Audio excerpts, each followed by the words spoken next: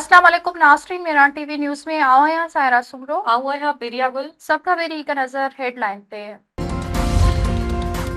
अॼु राति हिकु पूरी तहज़ीब ख़त्म थी वेंदी। अमरीकी सदर ट्रंप जी ईरान खे हिकु भेरो ॿीहर धमकी।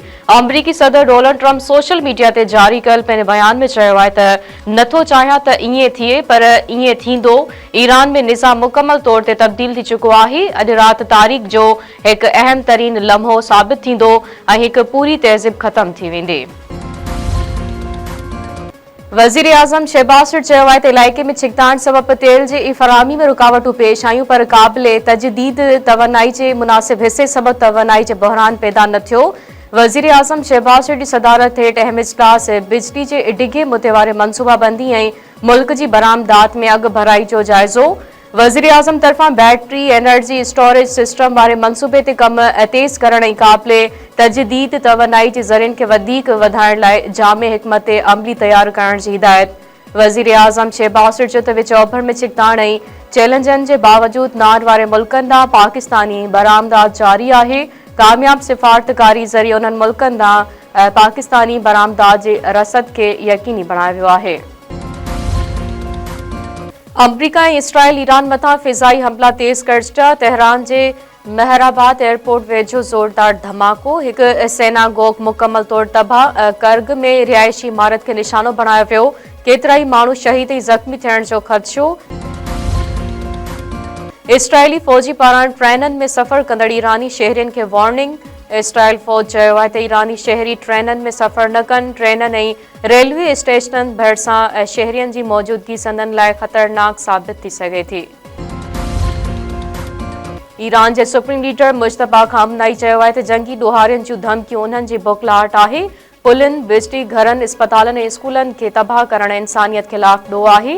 पंहिंजे बयान में ईरानी सुप्रीम लीडर चयो आहे त अहिड़ियुनि धमकियुनि ते आलमी इदारनि जो ख़ामोश रहणु अफ़सोसनाक ऐं बेहिसी आहे। सिंध हुकूमत मोटरसाइकिल मालिकनि खां आबादकारनि खे पेट्रोल सब्सिडी जी रक़म ॾियणु शुरू करे छॾी। सीनियर सूबाई वज़ीर शर्जील इनाम मेमर चयो आहे त सिंध हुकूमत अवामी रिलीफ लाइ 35 अरब रुपया रखिया आहिनि। नंढनि आबादकारनि खे 1500 रुपया फ़ी एकड़ ते ॾिना पिया वञनि। आबादकारनि खे रक़म ॾियणु शुरू करे छॾी आहे, जेका बैंक ज़रिए ट्रांसफर कई पई वञे। कराची में मुकेश चावला सां गॾु प्रेस कॉन्फ्रेंस कंदे शर्जील मेमर चयो आहे त सिंध में 67 लख मोटरसाइकिलूं रजिस्टर्ड थियल आहिनि। सूबाई हुकूमत मोटरसाइकिलनि नाले ते ट्रांसफर कराइण जी फीस ख़त्म करे छॾी आहे। ट्रांसपोर्टरनि भाड़ा न वधाइण जी ख़ातिरी कराई आहे। कोशिश आहे त पेट्रोल महांगो थियण जो भार अवाम ते घटि पवे। पेट्रोल पंप डीलर्स हिकु भेरो ॿीहर पेट्रोल पंप बंदि करण जी धमकी ॾेई छॾी। पेट्रोल पंप डीलर्स एसोसिएशन जे अॻवाननि चयो आहे त पेट्रोल पंप डीलर्स जो मार्जिन हुकूमत तमामु घटि रखियो आहे। जेकॾहिं मार्जिन न वधायो वियो त पेट्रोल पंप बंदि करणा पवंदा। इस्लामाबाद में प्रेस कॉन्फ्रेंस कंदे petrol pump dealers association chairman समी खान चयो त पेट्रोलियम शयुनि जे वधंदड़ क़ीमतनि सां असांजा ख़र्च पूरा न पिया थियनि।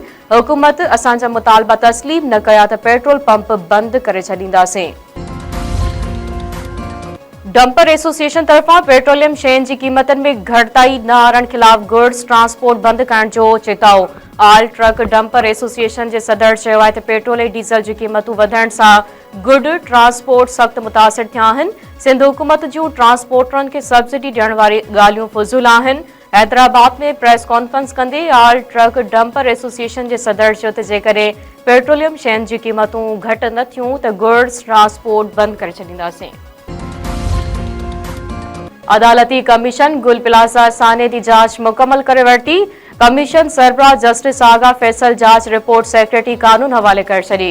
कानून वारे सेक्रेटरी जो चवणु आहे त गुल प्लाज़ा साने जी जांच रिपोर्ट चीफ सेक्रेटरी सिंध हवाले कई वेंदी। हुकूमत जी मर्ज़ी आहे त रिपोर्ट पब्लिक करे थी या न। पेट्रोल ऐं डीज़ल जे अघनि में वाध ख़िलाफ़ सिंध हाई कोर्ट हैदराबाद में पटीशन दाख़िल। डिस्ट्रिक्ट बार एसोसिएशन हैदराबाद तरफ़ां दाख़िल पटीशन में वज़ीर आज़म ओगरा सूबाई सरकार ऐं ॿियनि खे धुर बणायो वियो। पटीशन में मौक़िफ़ अख़्तियार कयो वियो आहे त पेट्रोल ऐं डीज़ल जा अघ वधाए अवाम मथां सिधो हमिलो कयो वियो आहे। जिन मुल्कनि में जंगी सूरत हाल आहे उते बि तेल जा अघ न वधाया विया आहिनि। तेल जे अघनि में वाध सां ॿियो शयूं बि महांगियूं थी वेंदियूं ऐं ग़रीब अवाम मथां वॾो भार पवंदो। मुआवज़े जो नोटिस वरितो वञे। सिंध में 9हीं 10हीं क्लास जा इम्तिहान शुरू। हैदराबाद मिरपुर खां सखर ऐं लाड़काणे बोर्डनि जे मातहत इम्तिहान शुरू थी विया। मुख़्तलिफ़ शहरनि में वक़्त खां अॻु पेपर आउट। हैदराबाद मिरपुर खास उमरकोट मिठी ऐं कुंदरी में इम्तिहानी सेंटरनि ते कापी जी धुम मतल रही। लाड़काणे कंबर जेकाबाद कंदकोट शिकारपुर में पेपरनि दौरान कापी। घोटकी दादू शहदादकोट ऐं ॿियनि शहरनि में इम्तिहाननि दौरान मोबाइल जो सरेआम इस्तेमाल केतिरनि ई शागिर्दनि खे कॉपी केस कयो वियो। मशाइक वेझो ट्रॉलर जे टक्कर में मोटरसाइकिल सवार 2 ॼणा ची भाड़जी फौत। क़ौमी शाहरा आमरी रोड ते कराची खां सखर वेंदड़ ट्रॉलर जो मोटरसाइकिल खे टक्कर हादसे में 32 साला कोम्भो ऐं 22 साला सरवनदास कोहली फौत थी वियो। लाश ज़रूरी कार्रवाई बाद घर पहुचण ते कोहराम मची वियो।